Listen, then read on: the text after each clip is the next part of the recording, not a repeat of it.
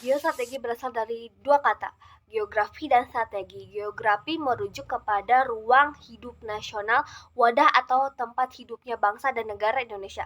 Sedangkan strategi itu sebagai ilmu dan seni menggunakan semua sumber daya bangsa untuk melaksanakan kebijakan tertentu dalam keadaan perang dan damai.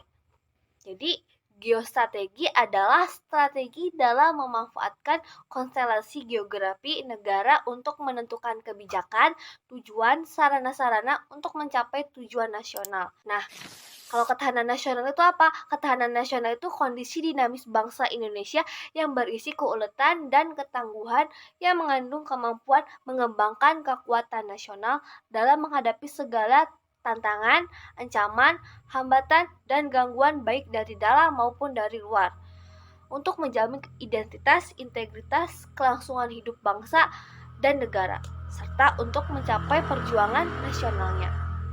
Kalau fungsi geostrategi ketahanan nasional itu apa? Untuk menangkal segala bentuk ancaman, gangguan, hambatan, dan tantangan terhadap identitas, integritas, eksistensi bangsa dan negara Indonesia. Dalam aspek satu, ketahanan pada aspek ideologi merupakan ketangguhan kekuatan nasional dalam menghadapi ancaman dari luar maupun dari dalam rangka menjamin kelangsungan kehidupan ideologi bangsa dan negara Republik Indonesia.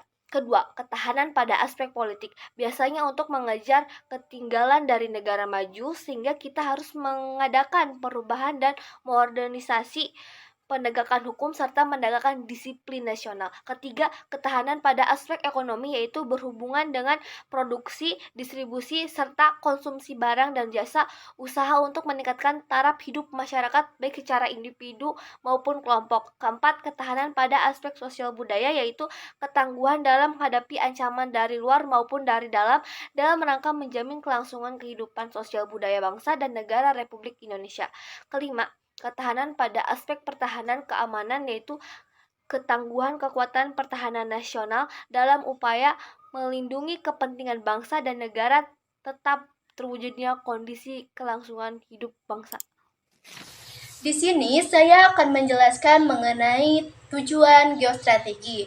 Di Indonesia sendiri, geostrategi digunakan sebagai pelancar proses pembangunan dan geostrategi sendiri sudah ada sejak kepemimpinan presiden pertama yaitu Soekarno sekitar tahun 1948. Geostrategi sendiri memiliki tujuan yaitu untuk mengembangkan potensi dalam aspek ideologi, politik, sosial budaya, hankam, dan aspek-aspek alamiah yang mampu mewujudkan cita-cita proklamasi dan tujuan nasional. Selain itu juga, tujuan dari geostrategi sendiri itu sebagai pelancar keberlangsungan kebijakan pemerintah, misalnya 1. Tegaknya hukum, 2. Terciptanya kesejahteraan dan kemakmuran, 3. Tercapainya pertahanan dan keamanan, 4. Terwujudnya keadilan sosial dan keadilan hukum bagi seluruh masyarakat, dan 5. Yaitu kesempatan bagi seluruh masyarakat untuk mengaktualisasikan diri sendiri di sini yaitu untuk mengembangkan kemampuan dirinya dengan aman dan nyaman dengan fasilitas yang ada dari pemerintah. Selanjutnya, saya akan menjelaskan mengenai wujud geostrategi Indonesia. Geostrategi di Indonesia memberikan arahan mengenai bagaimana cara merancang strategi guna mewujudkan masa depan yang lebih baik, aman, dan sejahtera.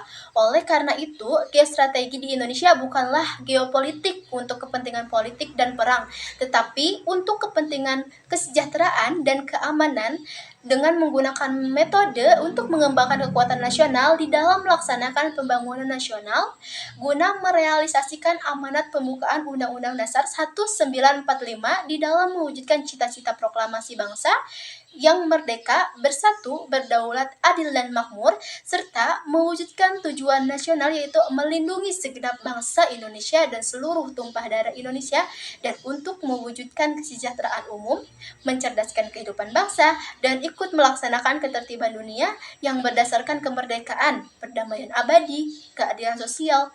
Geostrategi di Indonesia selanjutnya dirumuskan dalam wujud konsep ketahanan nasional atau National Endurance Republik Indonesia.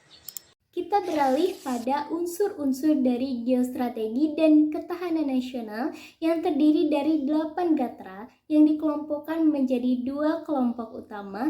Yang pertama yaitu aspek alamiah atau yang disebut dengan trigatra, dan yang kedua ada aspek sosial atau yang disebut dengan pancagatra. Yang pertama yaitu Trigatra yang terdiri dari gatra geografi negara. Ini terkait dengan letak geografis suatu wilayah atau wilayah Indonesia, baik berupa bentuk ke dalam atau bentuk keluar. Bentuk ke dalam itu menampakkan pada corak, wujud, isi, dan tata susunan wilayah berupa satu kesatuan laut dengan pulau-pulau di dalamnya. Sedangkan bentuk keluar itu menampakkan pada situasi dan kondisi lingkungan yang berhubungan timbal balik antar negara dan lingkungannya. Kemudian yang kedua yaitu gatra keadaan dan kekayaan alam. Ini terkait pada potensi yang dihasilkan di permukaan bumi termasuk di perairan atau di dalam bumi. Kekayaan alam ini dibedakan menjadi 3 golongan besar menurut sifatnya. Ada kekayaan alam yang dapat diperbaharui, ada kekayaan alam yang tidak dapat diperbaharui, dan kekayaan alam tetap. Kemudian yang ketiga ada gatra keadaan dan kemampuan penduduk. Ini berkaitan dengan peran manusianya yang hidup dan tinggal di wilayah Indonesia itu sangat berperan penting di dalam mengusahakan penyelenggaraan kesejahteraan dan keamanan, di dalam menentukan apa yang akan dilakukan untuk meningkatkan ketahanan nasional negara Indonesia. Kemudian pada aspek yang kedua atau pancagatra terdiri dari gatra ideologi. Jadi maksud dengan gatra ideologi itu adalah suatu sistem nilai dan kebulatan ajaran yang memberikan motivasi. Bagi bangsa Indonesia, Pancasila itu merupakan ideologi yang bersifat final dan tidak dapat ditawar lagi sebagai konsep dasar tentang kehidupan yang dicita-citakannya. Kemudian yang kedua ada gatra politik. Sistem politik di Indonesia dikelompokkan ke dalam 2 bagian, yaitu politik dalam negeri dan politik luar negeri. Politik dalam negeri ini melindungi segenap bangsa Indonesia dan seluruh tumpah darah Indonesia, memajukan kesejahteraan umum, serta mencerdaskan kehidupan bangsa menuju sifat-sifat bangsa yang terhormat dan dapat dibanggakan. Unsur-unsur politik meliputi struktur politik, proses politik, budaya politik, dan komunikasi politik. Kemudian dalam politik luar negeri itu melaksanakan ketertiban dunia berdasarkan kemerdekaan, perdamaian abadi, dan keadilan sosial. Sistem politik negara Indonesia menetapkan bahwa politik luar negeri Indonesia sebagai bagian integral dari strategi nasional dan garis politik luar negeri bebas aktif. Kemudian ada gatra ekonomi. Nah, kegiatan ekonomi merupakan kegiatan yang berkaitan dengan pemenuhan kebutuhan masyarakat, meliputi pengelolaan faktor produksi, distribusi dan konsumsi barang dan jasa, serta dengan usaha-usaha untuk meningkatkan kesejahteraan rakyat. Dan yang keempat ada gatra sosial budaya. Nah, dari beberapa masyarakat memiliki 4 unsur penting eksistensi dan kelangsungan hidupnya, yaitu yang pertama dari struktur sosialnya, kemudian pengawasan sosial, relasi sosial, dan yang terakhir ada standar sosial. Nah, yang terakhir ada gatra pertahanan dan keamanan.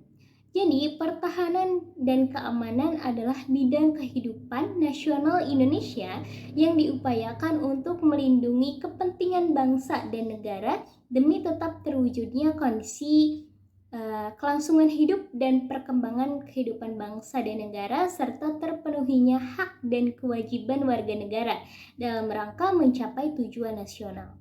Pertahanan keamanan NKRI dilaksanakan dengan menyusun, mengarahkan, dan menggerakkan seluruh potensi dan kekuatan nasional secara terintegrasi dan terkoordinasi dengan TNI dan Polri sebagai kekuatan inti.